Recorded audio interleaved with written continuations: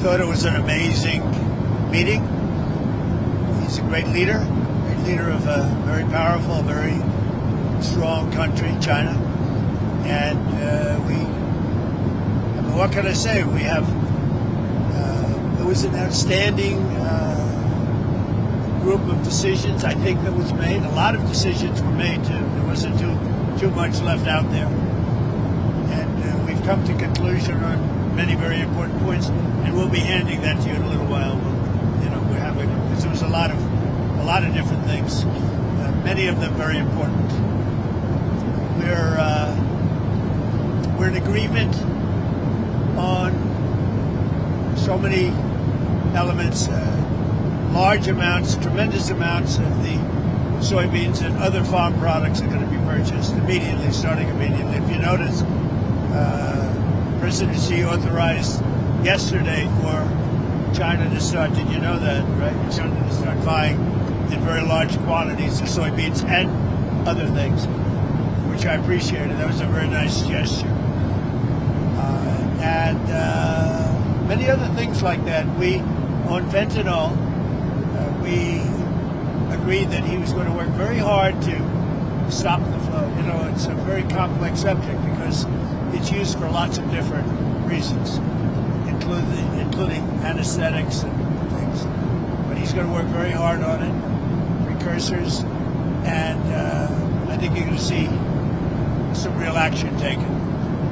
I've agreed, as you know, I put a 20% tariff on China because of the fentanyl coming in, which is it's a big tariff. And based on his statements today, I reduced it by 10%, so it's 10% instead of 20%, effective immediately. I believe he's going to work very hard to stop the death that's coming in. But again, it's complex because of what fentanyl is, what the precursors do. So I think you're going to see a big difference. We've had discussions on many of the elements that you're talking about all the time. You're asking me questions, and most of those things were I think agreed to for the most part. I think we agreed to almost everything in a very acceptable form. I wouldn't say everything was discussed because there were things that probably, in retrospect, we could have discussed and we didn't, for some reason, didn't come up. But if you have any questions, let me know. Go ahead. What about chips, sir? Did he agree? Did you agree to sell any more down chips? We did discuss chips, and they're going to be talking to NVIDIA and others about taking chips. Look, we make great chips. NVIDIA is the leader. And I'll be speaking to Jensen from NVIDIA, but they're going to be discussing that with NVIDIA to see whether or not they can do. I said that's really between you and NVIDIA, but we're sort of the arbitrator or the referee. It's a little rough up here. The skies are a little rough. And just to clarify, sir, that is the downgraded Blackwell chips. You would authorize those to be exported? No, not the Blackwell. We're not talking about the Blackwell. That just came out yesterday. But a lot of chips, a lot of the chips, and that's good for us. How soon do you think you'd be able to sign an actual? Please, come on. You know what you do? Yeah, come on. Let me stand right over here. Yeah, hey everybody, thanks. Let me just make a point on the chips. As the president was saying, there's so many chips we already sent to China, a lot of advanced chips, etc. And as he said, NVIDIA will talk to China and see what's possible. The Blackwell chips, of course, weren't discussed. We focused on export controls of China on rare earths, and they're going to keep those flowing, which is quite important. What are the major stumbling blocks that are left now to work through, and how soon do you think you could sign a trade deal with China? Well, I think pretty soon. We have not too many major stumbling blocks. We have a deal. Now, every year we'll renegotiate the deal, but I think the deal will go on for a long time, long beyond the year. We'll negotiate at the end of the year, but all of the rare earth has been settled, and that's for the world. I mean, worldwide. This, I guess you could really say this was a worldwide situation, not just the U.S. situation. So we continue to produce the rare earths and buy the rare earths and everything else, when you see from other countries. But China is that whole situation, that roadblock is gone now. There's no roadblock at all on rare earth. That will hopefully disappear from our vocabulary for a little while. So is that a 1-year pause on the policy they announced? It's a 1-year agreement, and we'll extend it after a year. And what will like we do. It's a 1-year deal that will, I think, be very routinely extended as time goes by. To be totally clear, they're not going to impose the rare earth controls that they proposed. President Trump and President Xi came to an understanding on that point. What will your new tariff rate on China's goods be once you sign the deal? Other than what the tariffs remain exactly the same. 55%. It's about it was 57. Now it's 47. And how long? Because we reduced it by the fentanyl, and because I believe they are really taking strong action. We've already seen the action on fentanyl, and they're taking very strong action. So we reduced to 10%. So that November date is gone when it was going to go up again. Yeah. Okay. That's right. So That's all. On fentanyl, they've agreed there are a variety of precursors. You may recall that actual fentanyl was scheduled by China in the president's first term successfully. There's certain precursors where they take whatever actions they need to control that.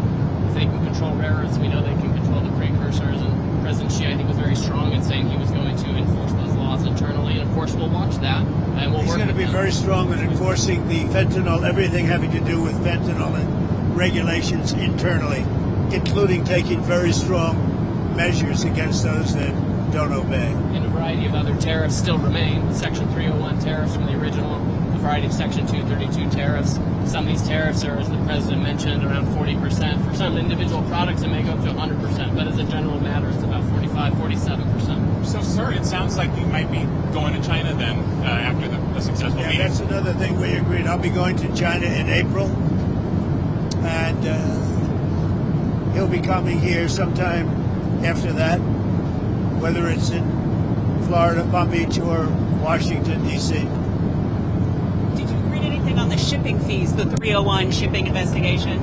Well, that's been So we're going to postpone that while we negotiate with them about that issue. We're trying to rebuild shipbuilding. The Koreans just agreed to invest $150 billion in shipbuilding, so we think we have a good path forward. but that's no longer an issue.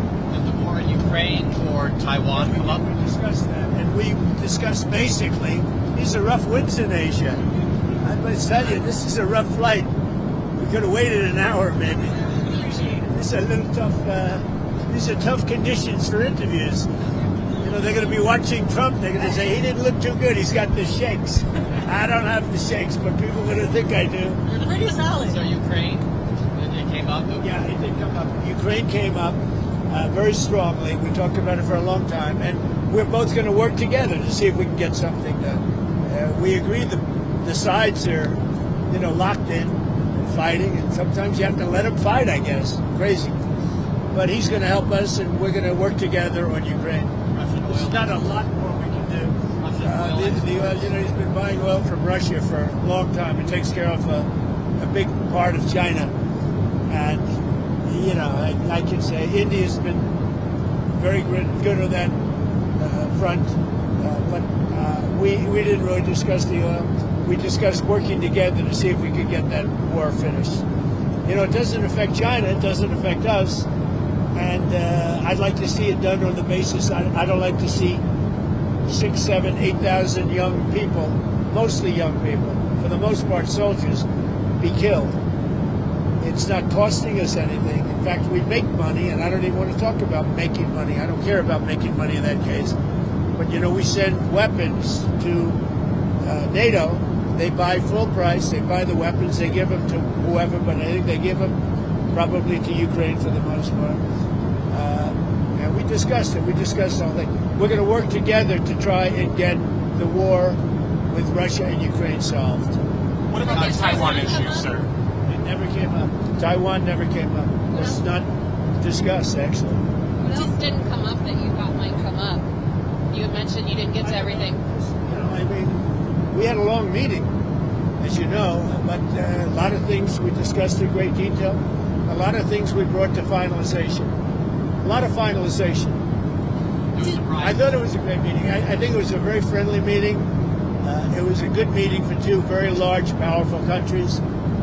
And that's the way we should get along with large, powerful Why did you write your Truth Social about nuclear testing. What about resuming nuclear testing? What prompted you to do that right before the meeting? It had to do with others. They seem to all be nuclear testing. Russia? We have more nuclear weapons than anybody. We don't do testing. We've halted it many years ago.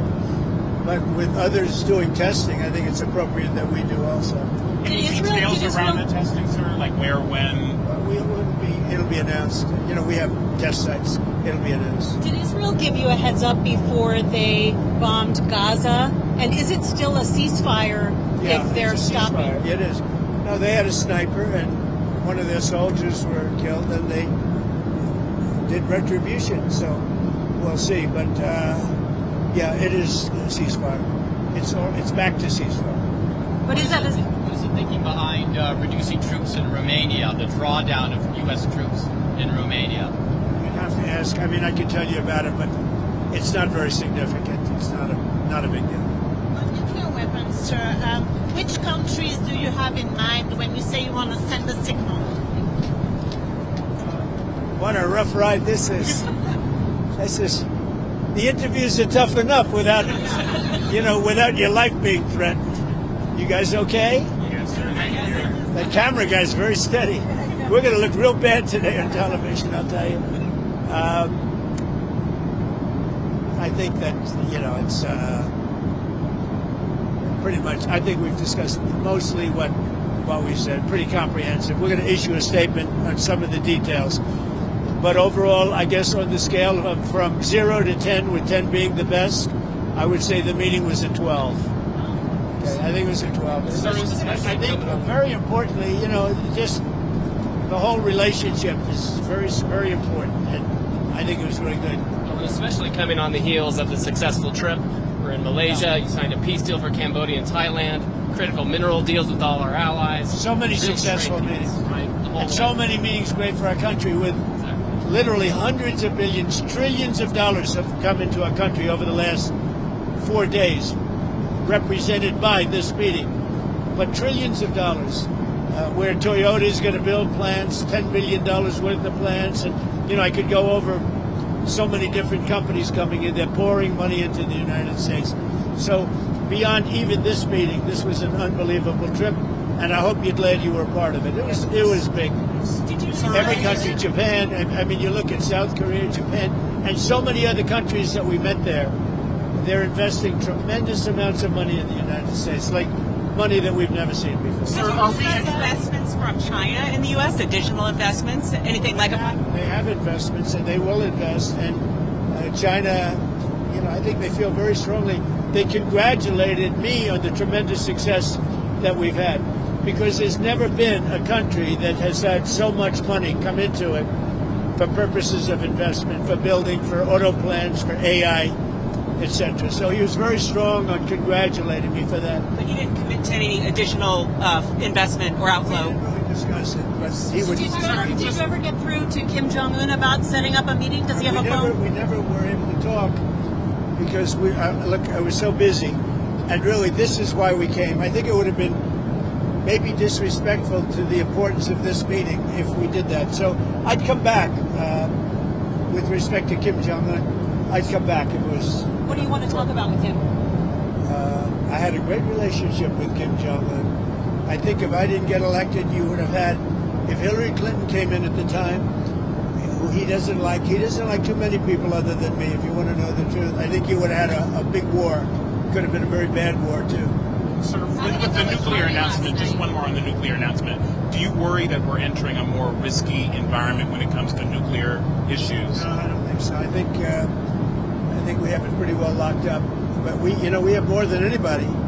But I see them testing. I say, well, if they're going to test, I guess we have to test. I'd like to see a denuclearization because we have so many, and Russia has some. Russia's second, and China's third, and China will catch up within 4 or 5 years. I think de-escalation would be, they would call it denuclearization, would be a tremendous thing. And it's something, we are actually talking to Russia about that, and China would be added to that if we do something. Thank you all. It was a great success. It was a great honor. I mean, he's a tremendous leader of a very powerful country, and I give great respect to him, and we appreciate the fact that he came for this meeting. Thank you very much. Thank you, sir. Anything on Canada? Anything on Canada? We had a very nice conversation with him last night. We really did. Thank you.